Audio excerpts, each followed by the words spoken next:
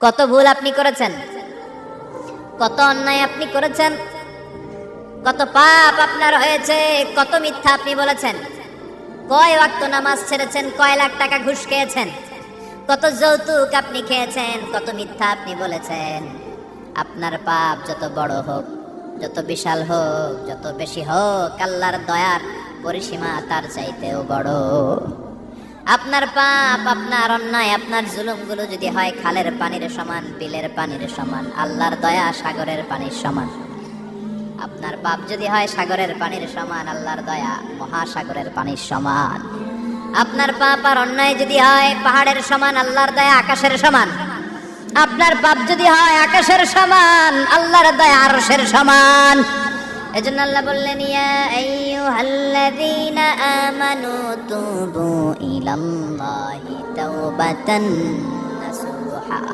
ও আমার গোলাম, তুই তোর নিজেরে যত বেশি ভালোবাসিস তার চেয়েও আমি তোরে বেশি ভালোবাসি। তোর বাবা মা তোরে যত বেশি ভালোবাসে তার চেয়েও আমাদেরকে বেশি ভালোবাসে কে? আল্লাহ বললেন, ভালোবাসারে তৈরি করার পরে আমি 100 টুকরা করলাম। চিল্লায় বলেন, কয় টুকরা? 99 টুকরা ভালোবাসা আমি আল্লাহ নিজের মধ্যে রেখে দিলাম। 1 টুকরা ভালোবাসা গোটা বিশ্বের সবার মধ্যে আমি ভাগ করে দিলাম। 1 টুকরা ভালোবাসা পেয়ে আমাদের অবস্থা দেখছেন? আল্লাহ যদি 1 টুকরা না দিয়ে আমাকে 30 টুকরা দিত, কথা কন। 1 টুকরা না দিয়ে 80 টুকরা দিলে কি হইতো? কথা কয় না। আমাদের পাপগুলো ক্ষমা করে কে? চিল্লায় বলেন, কে? আল্লাহ ডেকে বলে, গোলাম আমি হলাম গাফিরুয যাম কাবিলুত তাওব। আমার কাজ হলো ক্ষমা করা, আমার কাজ হলো তওবা কবুল করা। শয়তানের কাজ হলো ওয়াসওয়াসা দেওয়া, আমাদেরকে ভুল পথে নিয়ে যাওয়া। আর আমাদের কাজ হলো ভুল করে ফেলা, আল্লাহর কাজ হলো ভুলগুলো মাফ করে দেয়া। আল্লাহ ডেকে বলে, গোলাম তোরা যদি ভুল না করতি, তোরা যদি পাপ না করতি, তোরা যদি অন্যায় না করতি, তোদেরকে ধ্বংস করে দিয়ে এমন একটা জাতি আমি এই দুনিয়ার বুকে তৈরি করতাম যারা সকালবেলা ভুল করে দুপুরে মাফ চাইতো, দুপুরে ভুল করে রাত্রে মাফ চাইতো, আজকে ভুল করে আগামীকাল মাফ চাইতো। আর আমি আল্লাহ গুনাহগুলো তাদের সব ক্ষমা করে দিতাম। ক্ষমা করে দিতে আল্লাহর বড্ড ভালো লাগে। বান্দা আল্লাহর কাছে বারবার চাক, চোখের পানি ছাড়ুক, এটা আল্লাহ পছন্দ করে। চোখের পানির যে কত পাওয়ার আপনি কল্পনাই করতে পারবেন না। অনুশোচনার চোখের পানি, চোখ বেয়ে নাকের ডগা পেয়ে জমিনে পড়ার আগেই আল্লাহ এই বান্দারে মাফ করে দেয়। বিশ্বনবী ডেকে বলে, ও আমার উম্মতেরা শোনো, আল্লাহর কাছে দুনিয়ার মানুষদের 2 ফোঁটা পানি সবচেয়ে প্রিয়। 1 হলো জিহাদের ময়দানে রক্তের ফোঁটা, 2 হলো অনুতপ্ত বান্দার চোখের পানির ফোঁটা। এজন্য আল্লাহ ডেকে বললেন, গোলাম আমি যে তোদের কত ভালোবাসি তোর ধারণা নাই। চোখের পানি ছাড়, গুনার কথা স্মরণ কর, তওবা কর। তওবার মতো তওবা করলে সব গুনাহ মাফ করে দিতে পারে কে? বিশ্বনবী বলে, আমার কোনো গুনাহ নাই, তারপরেও প্রতিদিন 70 বারেরও বেশি আমি তওবা করি। আল্লাহে ইন্নী আস্তাগফিরুল্লাহ ওয়া আতুবু ইলাইহি আকসার মিন 70 মাররা। Could you imagine that? কল্পনা করছেন কোনদিন? যে নবীর গুনাহ নাই ওই নবী তওবা পড়ে প্রতিদিন 70 বার, আকসার 70 বারেরও বেশি। আমার পড়া দরকার কয়বার? আপনার পড়া দরকার কয়বার? বিশ্বনবী 70 বারের বেশি বলে আমাদের পড়া দরকার কয়বার? আর আমরা প্রতিদিন পড়ি কয়বার? কথা কন। আমাদের ভুল হবে, ভুল হতে সমস্যা নাই, ভুল হয় মানুষের স্বভাব, কিন্তু ভুল হওয়ার পরে ভুলের উপর অটল থাকা যাবে না। শয়তান আর মানুষের মধ্যে এই মৌলিক পার্থক্য। শয়তান ভুল করে ভুলের উপরে আছে, ঠিক কিনা? ক্ষমা চায় নাই, কিন্তু আমরা সকালে ভুল করলে দুপুরে মাপ চাই কার কাছে? 19 সালে ভুল করলে 20 সালে মাপ চাই কার কাছে? মৃত্যুর আগ পর্যন্ত আমরা ক্ষমা চাইলে ক্ষমা করে দিবে কে? সব সময় 24/7 তওবার দরজা খোলা, 2টার সময় ছাড়া। ভালো করে মনে রাখবেন, মুখস্থ ঠোঁটস্থ যেন থাকে। 2টার সময় তওবা কবুল হয় না। চিৎকার করে বলেন, কয় সময়? 1 হলো বাদাল গারগারা, গারগারানি যখন আসে, মালাকুল মাউত যখন চলে আসে, মালাকুল মাউতরে যখন দেখে ফেলবেন তখন তওবা কবুল হবে নাকি? কথা কন। আল্লাহ বলে সময় শেষ, তার মানে বাদাল গারগারা তওবা কিন্তু আর কবুল হয়। এই হলো একটা। নাম্বার 2, বাদা তুলুই শামস মিন মাগরিবিহা। প্রতিদিন চাঁদোলাতে সূর্য কোন দিক দিয়ে ওঠে? কথা কয় না? পূর্ব দিকে। কিয়ামতের আগ দিয়ে সূর্য আর পূর্ব দিকে উঠবে না, পশ্চিম দিক থেকে উঠবে। যেদিন প্রভাতে পশ্চিম দিক থেকে সূর্য উঠবে ওই দিন থেকে তওবার দরজাটারে বন্ধ করে দিবে কে? তার আগ মুহূর্ত পর্যন্ত জীবনে যত গুনাহ করেছি, অন্যায় করেছি, চোখের পানি ছেড়ে ক্ষমা চাইলে ক্ষমা করবে কে? শয়তান আল্লাহরে চ্যালেঞ্জ দিছে, আল্লাহ তুমি আমারে জাহান্নামে পাঠাবা, আমিও তোমার বান্দা করে লয়ে একসাথে জামাতে ঢুকমু। একা ঢুকবো না, একা যাব না, তোমার বান্দাদেরকে সবগুলারে জাহান্নামী বানায়া তারপরে ঢুকমু। তোমার চ্যালেঞ্জ দিলাম, একটারও জান্নাতে ঢুকাইতে পারবা? আল্লাহকে তুই আমার চ্যালেঞ্জ দিলি? আমি তো সব রাজার বড় রাজা, মহারাজা, আমার চ্যালেঞ্জ দেশ, এত সাহস পাইলি কই? তুই আজীবন ওয়াসওয়াসা দিয়ে পাপ কাজ করাবি, একদিন তাফসীর মাহফিলে এসে আমার বান্দা ক্ষমা চাবে, আমি মাফ করে দেবো, তুই কি করবি? আজীবন অন্যায় করবে, আজীবন পাপ করবে, জুলুম করবে, একদিন চোখের পানি ছেড়ে আমার কাছে কান্নার মতো কান্না করলে আমি সব গুনাহ মাফ করে দেব। এজন্য আল্লাহ বললেন, ইয়া আইয়ুহাল্লাযীনা আমানু তুবু ইলাল্লাহি তাওবাতান নাসুহা। ভুল করেছো, তওবা করো, মাফ করবে কে? সাইয়েদনা আদম আলাইহিস সালাম ভুল করলেন, দুনিয়ায় এসে শত শত বছর কাঁদলেন, কিন্তু ক্ষমা হয় না। আল্লাহরে বললেন, আল্লাহ কি করলে ক্ষমা পাবো বলো? ফাতালাক্কা আদামু মির রাব্বিহি কালিমাতিন ফাতাবা আলাইহি। আল্লাহ বললেন, ও আদম, তোমারে কিছু কালেমা শিখায় দেই, এই কালেমাগুলো দিয়ে আমার কাছে দোয়া করো, ক্ষমা করে দেব। আল্লাহ শিখায় দিলেন, ও আদম, দুই হাত তুলে চোখের পানি ছেড়ে আমার কাছে পড়ো, রব্বানা, পড়েন, রব্বানা যালামনা আনফুসানা ওয়া ইল্লাম তাগফির লানা ওয়া তারহামনা লানাকুনান্না মিনাল খাসিরিন। এটা শিখাই দিছিল আল্লাহ। আল্লাহ, আমি জুলুম করেছি, অন্যায় করেছি, ভুল করেছি, পাপ করেছি, তুমি যদি ক্ষমা না করো, ক্ষমা করার কেউ নাই, ঠিক কি না? আমরাও পাপ করলে এই দোয়াটা পড়ার দরকার আছে না নাই? 5টা শর্ত সাপেক্ষে আমাদের তওবা কবুল করবে কে? তওবা কবুল হওয়ার কিছু শর্ত আছে, 5টা। কয়টা? চিৎকার মেরে বলতে হবে, তওবা কবুল হওয়ার শর্ত কয়টা? 1 নম্বরে হচ্ছে আল ইকরা, acknowledgement. You have to keep the acknowledgement that you are the greatest sinner on earth. আপনাকে ঘোষণা দিতে হবে যে আপনি এই পৃথিবীর সবচেয়ে বড় পাপী। 1 নম্বর শর্ত, আপনি বলেন যে আল্লাহ, আমার চেয়ে বড় পাপী নাই, আকাশের নিচে জমিনের উপরে আমি সবচেয়ে বড় পাপী, এমন কোনো পাপ নাই যেটা আমি করি নাই, ঠিক কি না? 1 নম্বরে পাপের ঘোষণা দেন। 2 নম্বরে আন-নাদাম, নাদাম মানে repentance. You have to be repentant for what you have done. আপনাকে অনুতপ্ত হতে হবে, চোখের পানি ছাড়তে হবে। আল্লাহ, আমি লজ্জিত, আল্লাহ আমি নাদান, আমি পিশাচ, আমারে মাফ করে দাও। তার মানে স্বীকার গেলেন কি অন্যায় করেছেন। 2 নম্বরে আপনি অনুতপ্ত হলেন। 3 নম্বরে স্টপ, যেই পাপ করতেছিলেন ওটা থামান। Stop what you have done, যেটা করতেছিলেন আগে থামান। আপনি সুদ খাইছেন, অনুশোচনা আসলো, মাফও চাইতেছেন, আবার সুদও খাইতেছেন, হবে? আপনি ঘুষ খেয়েছেন, তওবা শুরু করলেন, আবার ঘুষও খেয়ে যাচ্ছেন, হবে? থামেন, স্টপ। 3টা গেল। 4 number, to hate what you have done, ঘৃণা করতে হবে, যে পাপটা করেছেন মন থেকে ওই পাপটাকে ঘৃণা করতে হবে। 5 নাম্বার শর্ত হচ্ছে to determine that you never repeat this sin again in your life. আল্লাহরে ওয়াদা দেন, কমিটমেন্ট দেন যে আল্লাহ, আমার জীবনে পারতপক্ষে এই পাপ জীবনেও করব না। চিৎকার করে বলেন, ঠিক কিনা? তার মানে আপনি স্বীকার যান, তারপরে আপনি অনুতপ্ত হবেন, যে পাপ করেছেন থামিয়ে দিবেন, পাপটারে মন থেকে ঘৃণা করবেন, আর আল্লাহরে ওয়াদা দিবেন, আল্লাহ আর করব না। এই 5টা শর্তের আলোকে তওবা করলে জীবনের সব গুনাহ মাফ করে দিবে কে?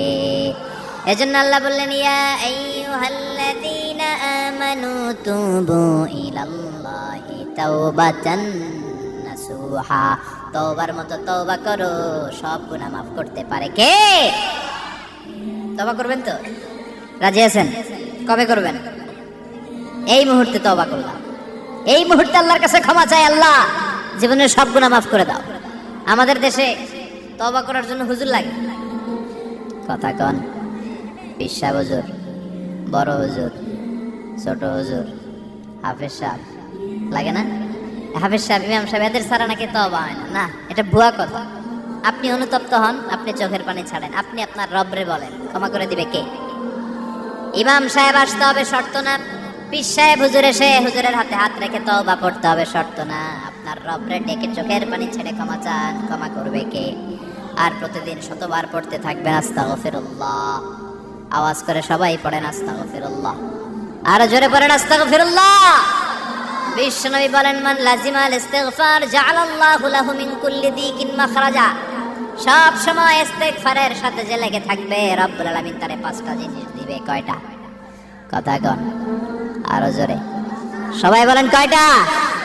নাম্বার 1, জাআলাল্লাহু লাহু মিন কুল্লি দিকিন মাখরাজা। বিপদে পড়লে বিপদ থেকে উদ্ধার করবে কে? আমাদের তো কোনো বিপদ নাই না? আছে? কত বিপদ, হ্যাঁ? রাস্তাঘাটে দুর্ঘটনা হতে পারে, যে কোনো সময় ভূমিকম্পে পড়তে পারি, বজ্রপাত পড়তে পারে না, ঠেড়া পয়রা মানুষ নাই, আছে না নাই? এই বিপদ আপদ থেকে আপনারা রক্ষা করবে কে? যদি আপনি ইস্তেগফারের সাথে আঠার মতো লেগে থাকেন। কিসের সাথে? কথা বলেন। ইস্তেগফারের সাথে লেগে থাকতে পারলে 1 নাম্বার হচ্ছে বিপদে পড়লে আপনারে মুক্ত করে দিবে কে? 2 নাম্বার ওমিন কুল্লি হাম্মিন ফারাজা, যে কোনো ধরনের টেনশন, হাইপার টেনশন থেকে বাঁচায় দিবে কে? আমাদের তো টেনশন মেনশন নাই না? আছে?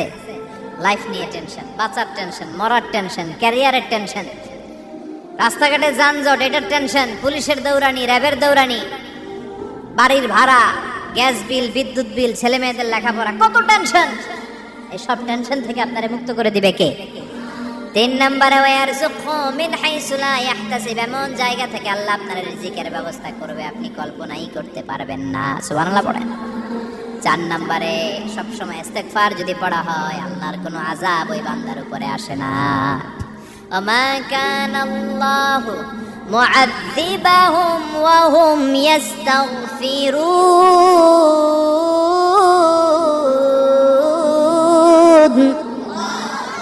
যতক্ষণ আমার বান্দা আমার কাছে ইস্তেগফার পড়তে থাকে, আমার কোনো আযাব বান্দারে পাবে না। যতক্ষণ ইস্তেগফার পড়বেন, আল্লাহর কোনো আযাব আপনার উপর আসবে না।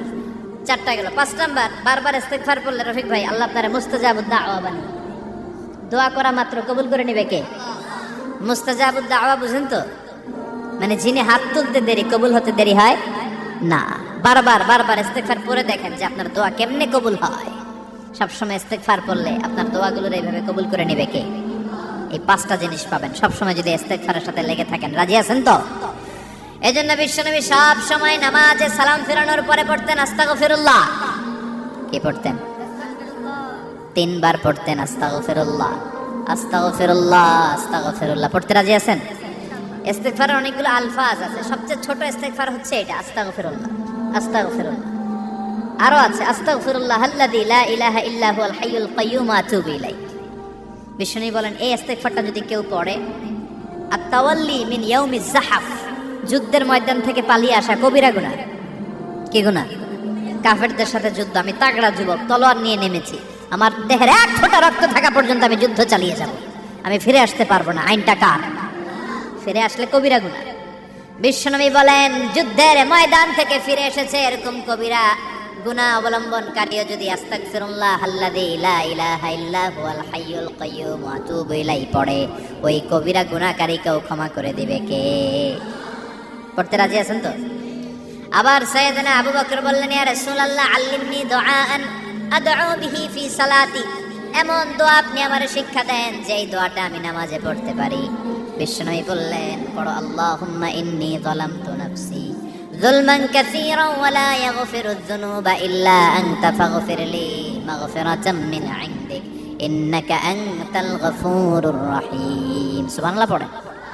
এটাও ইস্তেগফার। আমরা এটার বলে দোয়া মাসুরা, সালাম ফেরানোর আগে পড়ি না? যেখানেই ক্ষমা চাওয়ার কথা আছে ওইটারই কি বলে? ইস্তেগফার। আল্লাহুম্মা ইন্নী যালামতু নাফসি, আল্লাহ জুলুম করেছি, যুলমান কাসীরা, অনেক জুলুম, ওয়ালা ইয়াগফিরুয যুনুবা ইল্লা আনতা, তুমি ছাড়া এই গুনাহ ক্ষমা করার তো কেউ নাই। ফাগফিরলি মাগফিরাতাম মিন ইনদিক, তোমার দয়ায় আমারে ক্ষমা করে দাও। ইন্নাকা আনতাল গফুরুর রহিম, তুমি হলা ক্ষমাশীল। ঠিক কি না? এটাও ইস্তেগফার, এটাও পড়বেন। আরে সব ইস্তেগফারের শ্রেষ্ঠ ইস্তেগফারের নাম সাইয়্যিদুল ইস্তেগফার। যত ইস্তেগফার হতে পারে এর মধ্যে সবচেয়ে শ্রেষ্ঠতম ইস্তেগফার নাম কি? কথা কন। বুখারীর বর্ণনা, শাদ্দাদ ইবনে আউস রাদিয়াল্লাহু তাআলা আনহু বর্ণনা করেন, এই সাইয়্যিদুল ইস্তেগফার দিনের বেলা যে পড়বে ওই দিনে মারা গেলে সে জান্নাতি।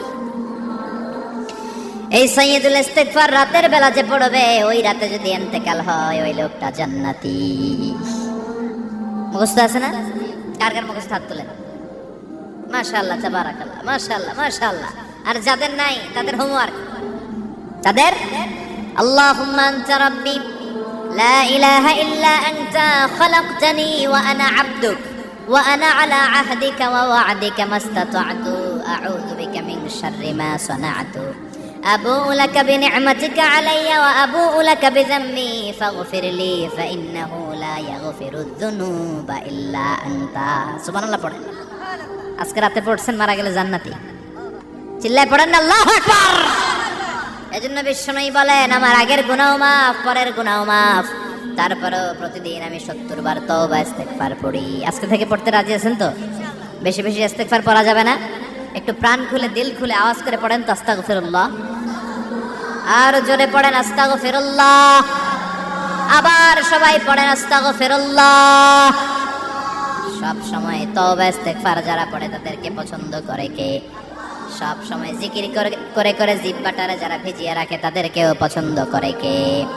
আল্লাহ বলেন, ওয়াজকুর রাব্বাকা ফি নাফসিকা তাদাররুআন ওয়া খীফাতান ওয়া দুনাল জাহরি মিনাল কওলি বিল গুদুবি ওয়াল আসাল ওয়া লা তাকুম মিনাল গাফিলিন। সুবহানাল্লাহ পড়েন। আল্লাহ বলেন, ওয়াজকুর রাব্বাকা ফি নাফসিক, আল্লাহরে মনে মনে ডাকো। তাদাররুআন ওয়া খীফা, আল্লাহর জিকির করতে আল্লাহ বলেছেন ফি নাফসিক। বুঝতেছেন না অর্থ? ফি নাফসিকা, মনে মনে আল্লাহর জিকিরটা করো। তাদাররুআন ওয়া খীফা, তাদাররুআন মানে বিনয়ের সাথে, with full of humility, submission and humbleness, বিনয়ের সাথে আল্লাহরে ডাকো। আবার হাদিসে কুদসিতে আল্লাহ বলেন, ফাইন যাকারানি ফি নাফসি যাকারতুহু ফি নাফসি, আমার বান্দা যদি একা একা আমার জিকির করে আমি আমার বান্দারে একা একা স্মরণ করি। ওয়া ইন যাকারানি ফি মালাইন যাকারতুহু ফি মালাইন খায়রিম মিনহু, এরকম মহা সম্মেলন করে যদি কেউ আমি আল্লাহর জিকির করে, আমি এর চেয়ে বড় মহা সম্মেলন ফেরেশতাদেরকে নিয়ে করে আমার বান্দারে স্মরণ করি।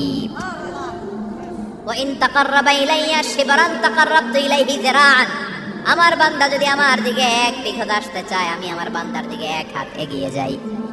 আমার বান্দা যদি আমার দিকে এক হাত আসতে চায় আমি আমার বান্দার দিকে 2 হাত যাই।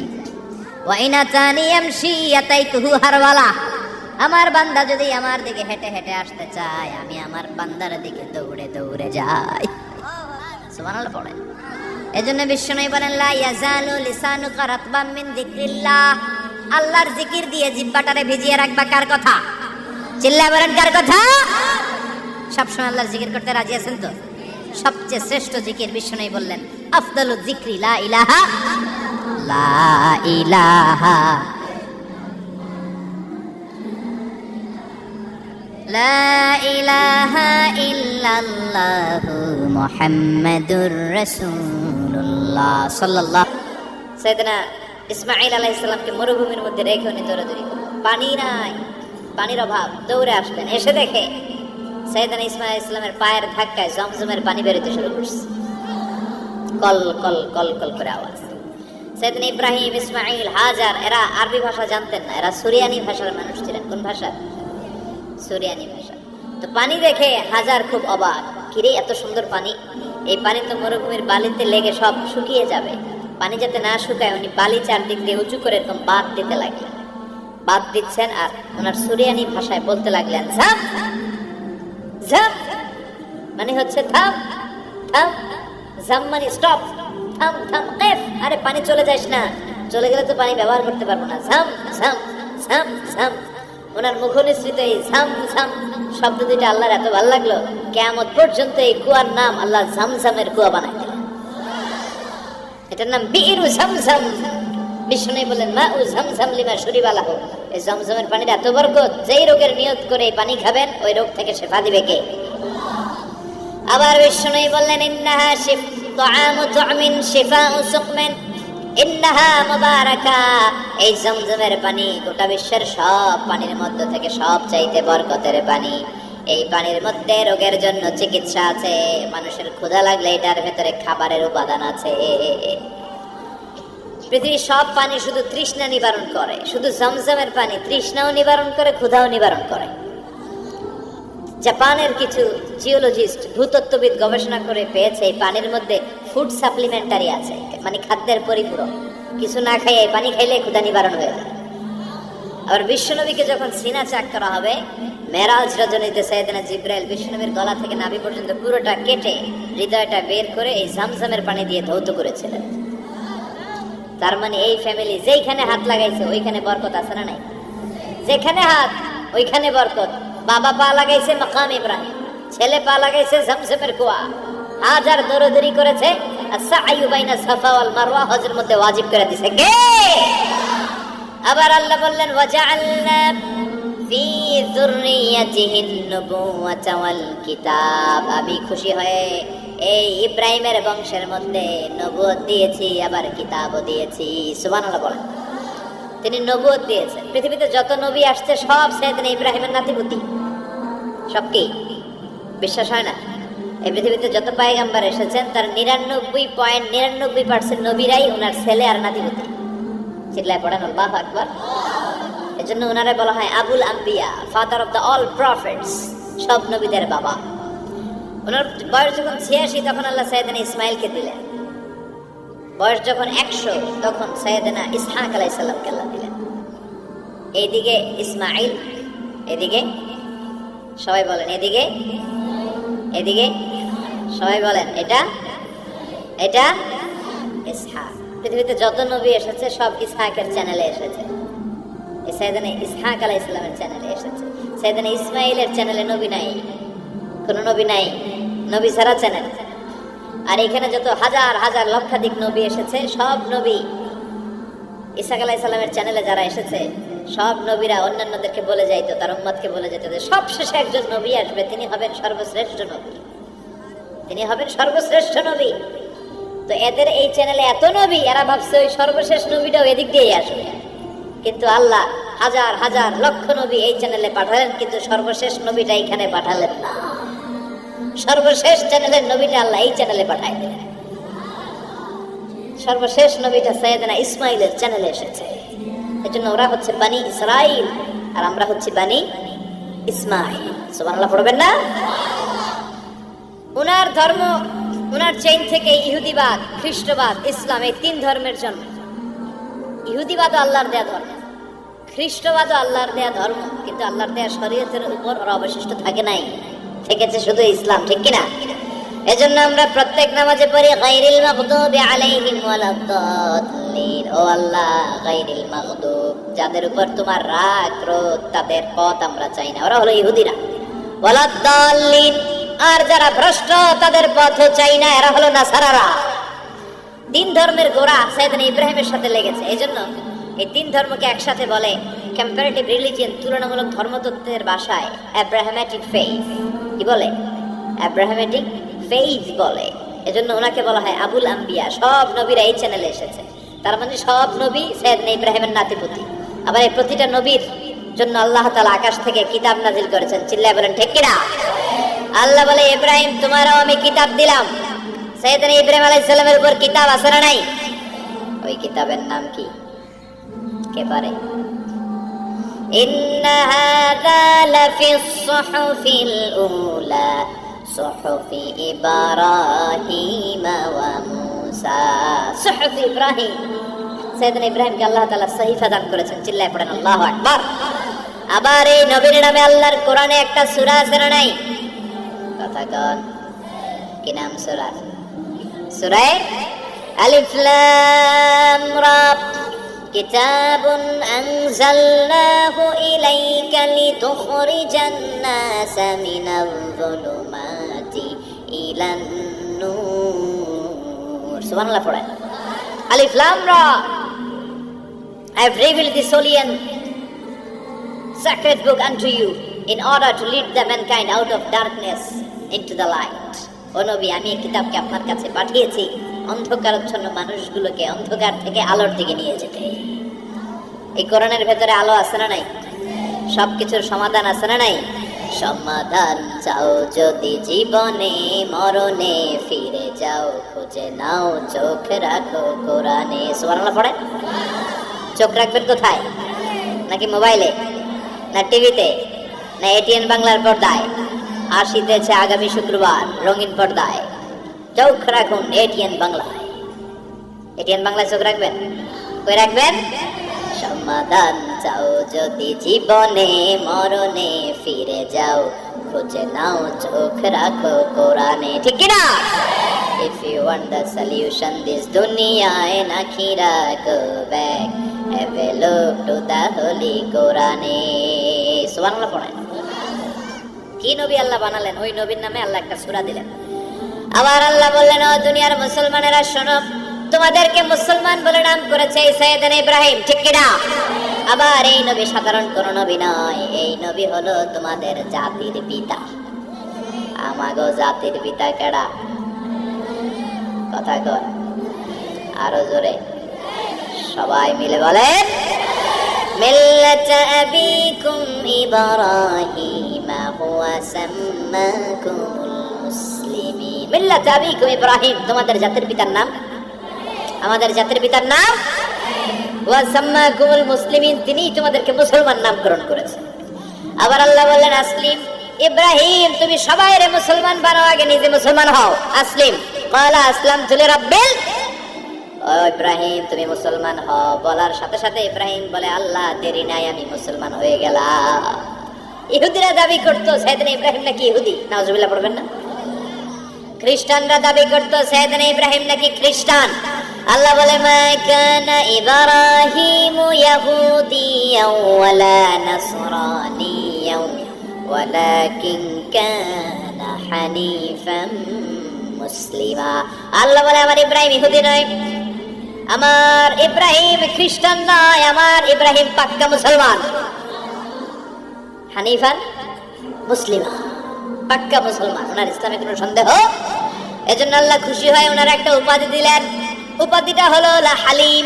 ইন্না ইব্রাহিম লা হালিমুন আওয়াহুম মুনিব, আমার ইব্রাহিম সহনশীল, আমার ইব্রাহিম ভদ্র। সুবহানাল্লাহ বলেন। আমাদের বাংলাদেশে আমাদের মুসলমানদের মধ্যে এটা সবচেয়ে বড় অভাব, সহনশীলতা আমাদের নাই। কথা কর, নিজে যেটা বুঝি ওইটাই। আমি তাবলীগ করি, আমি মনে করি আমি হক, বাকি সব বাতিল। এই সমস্যাগুলো বাগেরহাটে আছে না নাই? হ্যাঁ, আমি যদি জামাত ইসলাম করি, আমি মনে করি আমি হক, বাকি একটা দলরা আমি হক বলতে চাই না, আছে না এরকম? আমি আহলে হাদিস, আমি হক, আর বাকি যা আছে সব বাতিল। আমি কওমি, তো আমি ভালো, আলিয়া সব খালিয়া। কথা কর। আবার আমি আলিয়া, আমি ভালো, কওমিয়া সব শেষ। এই ঠেলা ঠেলে দেশে আছে না নাই? এক ইসলাম, এক নবী, এক কোরআন, এরপরে সহনশীলতা নাই। সে অন্য নেশাবে পড়ুক, সে অন্য মতদর্শে হোক, সে তো আমার ভাই। সবচেয়ে বড় পরিচয়, সেও মুসলিম, আমিও মুসলিম। এই চিন্তাটুকু নাই। আল মুমিনুনা ইখওয়া, ব্রাদারহুড, ভ্রাতৃত্বের এই গন্ধটা আমাদের মধ্যে নাই।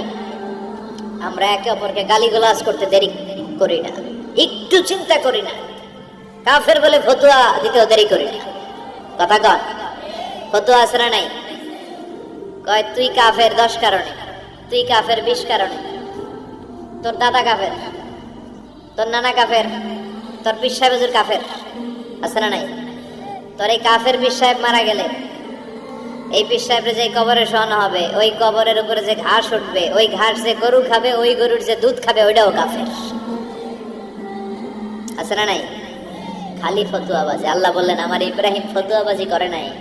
ইন্না ইব্রাহিম লা হালিমুন আওয়াহুম মুনিব, আমার ইব্রাহিম ছিল সহনশীল, ভদ্র একজন নবী। চিৎকার করে বলতে হবে, ঠিক কি না? আবার আল্লাহ বললেন, আমার ইব্রাহিমকে আমি খলিল উপাধি দিয়েছি। ইত্তাখাযাল্লাহু ইব্রাহিমা খলিলা, আল্লাহ বললেন গোটা বিশ্বের মধ্যে থেকে কাউরে আমি খলিল বলে গ্রহণ করি নাই, একমাত্র ইব্রাহিমকে ছাড়া। ইব্রাহিম আলাইহিস সালামকে ছাড়া কাউরে আল্লাহ খলিল বানাইছে? খলিল মানে বন্ধু, খলিল মানে, সবাই বলেন খলিল মানে।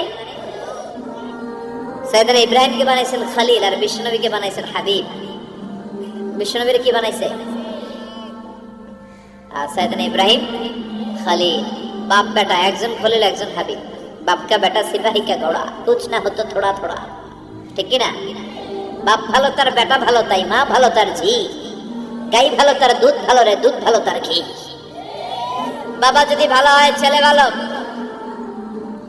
মা যদি ভালো হয় মেয়ে ভালো, গাই যদি ভালো হয় দুধ ভালো, দুধ ভালো তো ঘি ভালো। কথা বলেন। যেমন বাপ তেমন বেটা। বাবা হলেন খালিল, ছেলে হলো হাবিব। খালিল মানেও বন্ধু, হাবিব মানেও বন্ধু। খালিল মানে এমন বন্ধু যেই বন্ধু আল্লাহরে খুশি করার জন্য কাজ করে। কথা বুঝতে হবে। খালিল মানে এমন বন্ধু যে বন্ধু আল্লাহরে খুশি করার জন্য কাজ করে।